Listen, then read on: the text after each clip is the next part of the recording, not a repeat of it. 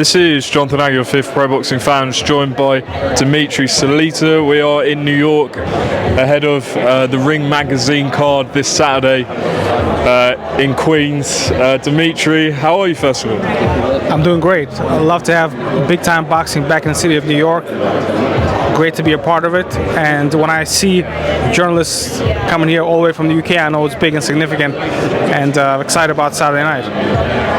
Now, I don't know how many people are aware, but you're obviously promoting Subriel Matias, big fight for the world title this weekend against Puello. First of all, how did you link up with Sabriel? Well, I first met Subriel Matias when he fought Shojikan Ergashev, who was the mandatory contender for his title. That was on the Benavidez-Andrade card in Las Vegas, and sitting ringside, I really saw how special he was, because Ergashev is strong-willed, undefeated at that time, and really was in it to win the title. Subriel is a slick guy, not in your face, not Pernell Whitaker slick, but very subtle. Roberto Duran slick, very subtle with his movements, makes you miss just enough, blocks punches, gets out of the way, and lands effectively because he changed the speed of his punches, and he's just really a very, very skilled fighter. And his team reached out to me after that, and we developed a relationship.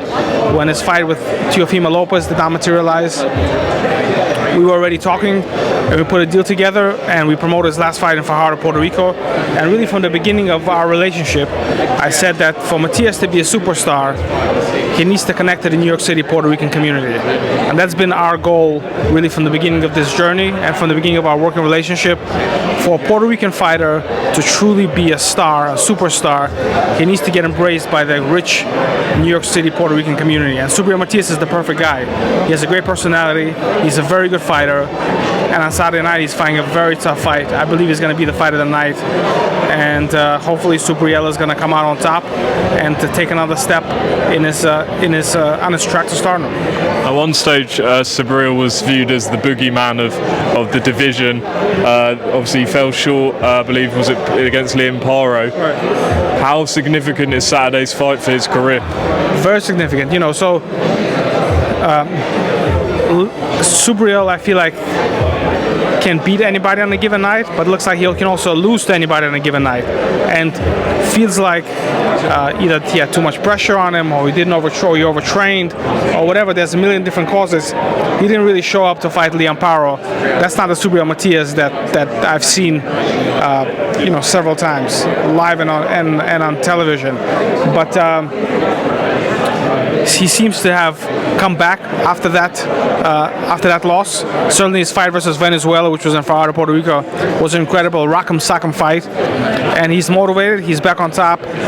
He became the IBF mandatory in the fight versus Venezuela, the one that was in Fajardo on March 1st, and now he's back in New York City fighting for a world title. So I feel very grateful for the work that we've been able to do and position him in the right kind of way. And again, on any given night, Subriel Matias beats anybody, and I believe he's going to be hungry, skilled, willed, and ready to deliver on July 12th. Puello, awkward guy, awkward style.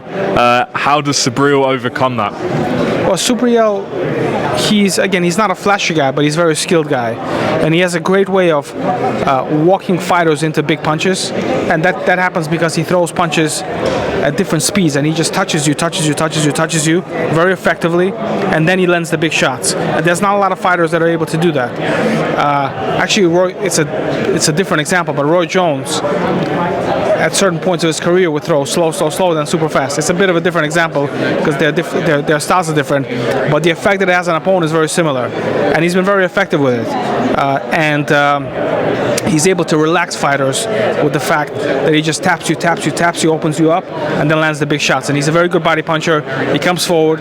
He has a great chin, and all of these elements are going to be in play when he fights Puello on Saturday night. It's a great fight.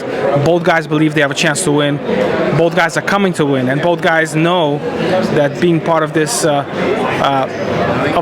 incredible ring show and of Riyadh season, that with a win, they get themselves a big money opportunity. So they're going to put it all on the line, and it's going to be a great fight. Talk to us about the main events here: Banga against Shiraz, Stevenson, Zapeda. How do you see both fights going? So Banga feels very special to me because Banga grew up in Starrett City Boxing Club, which is where I grew up. And I remember Banga when he was a 8-year-old kid, 9-year-old kid, 10-year-old, 11 years old, winning national tournaments and striving to be the best. And now I just saw him yesterday at the workout in Brooklyn, and now to see him headlining main events, making millions of dollars, having jewelry, driving nice cars, coming from Starrett City, which was in a basement of a parking garage, a very rough place, and a place where you train as a kid only if you got that fire inside. And to see him here is really incredible, and I believe he's going to do a great job. Again, listen, I'm from New York City. Most of the New York fighters, they come to fight. They come to deliver. So all of these fights are pick-em incredible fights, but I'm going to go with my guy Banga. I grew up with him, I believe in him, and I believe that he has a great future. He's still very young, and I believe he's still getting better as a fighter. So big stuff ahead for him, and he's going to put on a great performance on July 12th. Moving on, Dmitry, last week I was in Istanbul at the IBA Pro event, and Tyson Fury effectively said he was coming back. He said he wants that Usyk trilogy. He said he'd play with Daniel Dubois. Give me your first assessment on him coming back. Tyson is one of the greatest fighters of all time. Again, someone who I have a personal relationship with, who was trained by Sugar Hill, who I believe is one of the best trainers in the game. Those two fights with Usyk were very close, and again, Tyson is a fighter. He's not a businessman. He is a fighter. It's nice that he's also making a lot of money and all the other stuff, but Tyson, at his essence, he's a fighter, and great fighters, at their essence, are fighters. So I believe that he still has a lot of fight in him. He now lives a clean life, takes care of himself, he works out, he's always in shape, he's always learning. He's a fan of the sport of boxing, so he has a chance to be the very best at the very top. Certainly has a chance against Usyk in that trilogy, which will be very interesting. As a boxing fan, would love to see a fight with Anthony Joshua, and I'm sure many of the UK fans would love to as well. So, but Usyk has a very tough fight against him with Daniel Dubois. What an incredible story!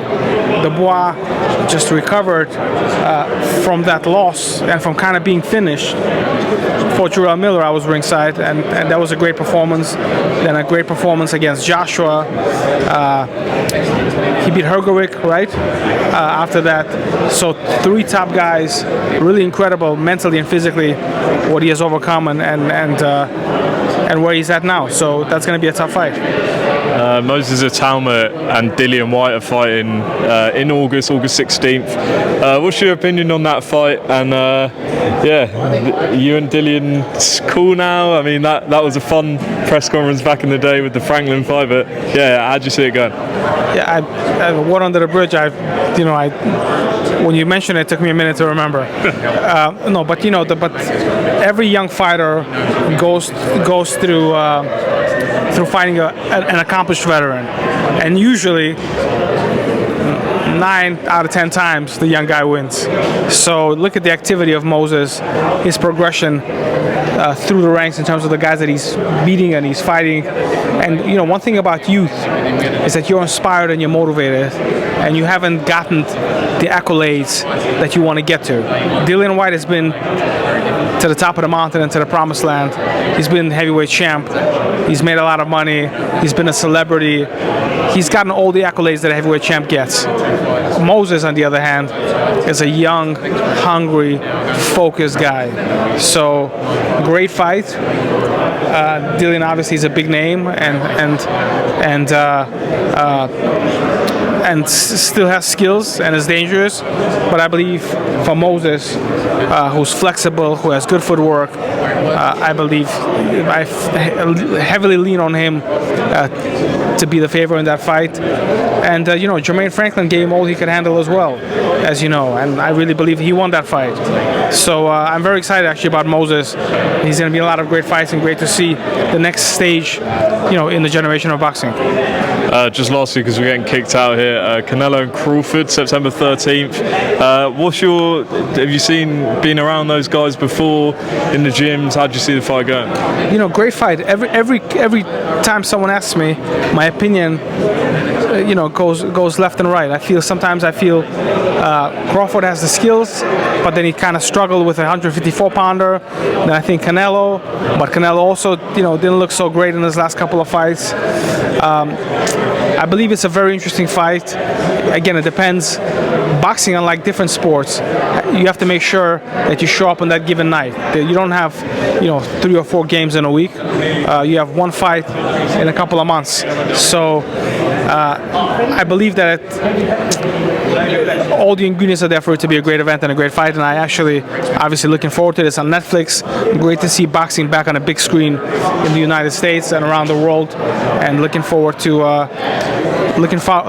boxing being great again, and it really looks that's the trajectory that we're on. Dmitry, appreciate your time. Get best of luck with Shields this fight, July 26th. I hope you're there. Don't miss it, and appreciate your time. Speak to you soon. Very good, thank you.